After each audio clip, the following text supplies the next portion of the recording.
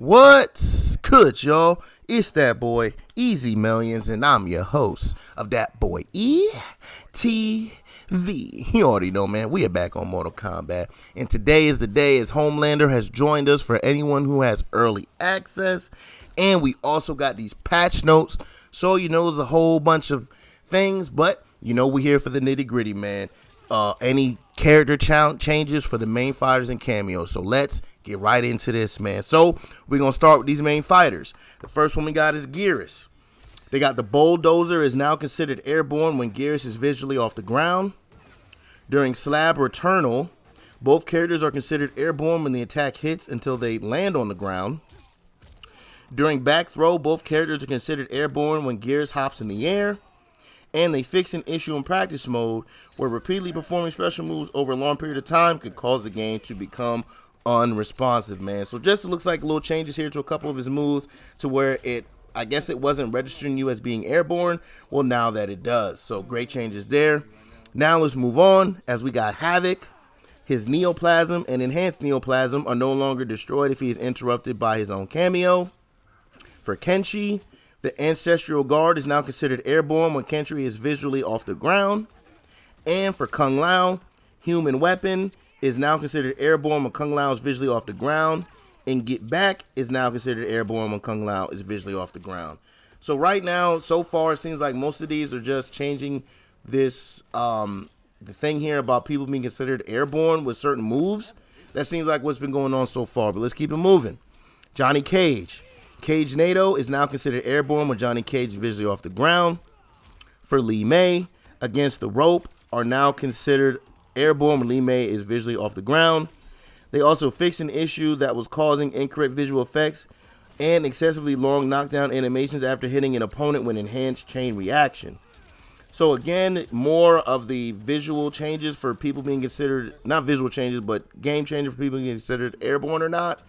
Not really sure why this was a problem, but this is what we got so far. So let's keep it moving. We got Mileena. They fixed an issue that could cause opponents to move through Mileena briefly after landing from teleport down. For Nitara, they fixed Leap of Faith being unable to hit airborne cameos.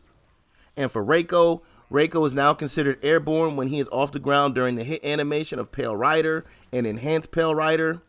And they fixed an issue with practice mode frame data display not working with retaliation, man. So right here with Mileena and Reiko, they had some other types of changes, and for Nitara, but we also still see again that they're fixing this whole thing about being considered airborne. Not really sure where this is coming from, but hey, it is what it is. Moving on, we got Scorpion.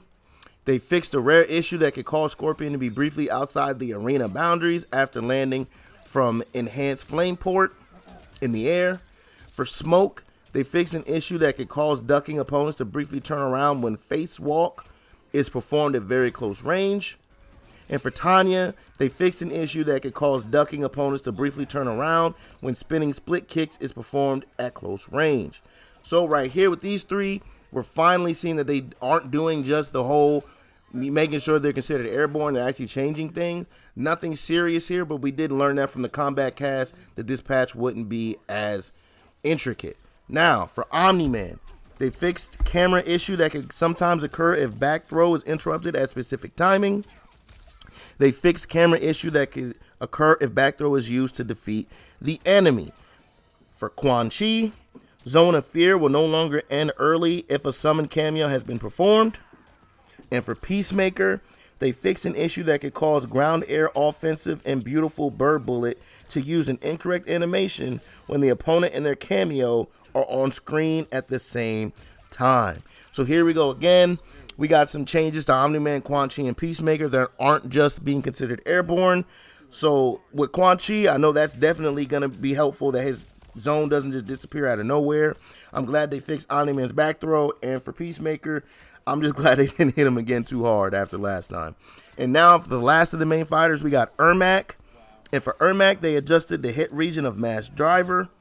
They fixed an issue that could cause throws to not grant first hit bonus if Death's Embrace is active. They fixed issue with practice mode frame data display not working with air suspended animation. They fixed visual issues that could occur from Yuri being interrupted early. And they fix visual issues that could occur with witch spam being interrupted at specific timing, man. So a couple changes here for Ermac, but they all seem pretty good. Let me know if anything down here is actually a negative for him, but it seems like all this is pretty good and positive. Now, we got the Kameo Fighters. We got Kung Lao. They fix Buzzsaw not having sound effects when it travels across the ground if it is delayed. Sareena. Sareena will no longer sometimes remain on screen when doing Jakata's curse with specific timing when a round ends. And for Sektor, they fixed up rocket directional inputs being reversed when performing certain attacks, man. So right now, nothing too serious with these. The buzzsaw sound was just annoying. I'm glad they changed that. I'm glad that Sareena doesn't just sit out there, and I'm glad that they actually updated Sektor, as you don't really see him too much, at least I don't. But I'm actually kind of disappointed we haven't seen nothing from Frost, man. But let's keep it going. You got Shujinko. They fixed several mimic and copycat abilities facing the opponent unexpectedly when switching sides. They fixed Shujinko's partner not taking damage if he is hit after performing several of Lei Mei's mimic and copycat abilities. They mimic lightning port stolen from Raiden, has 2 more frames of startup and recovers 1 frame faster. And they fixed camera issues when Shujinko performs Omni-Man's flatter tiebreaker.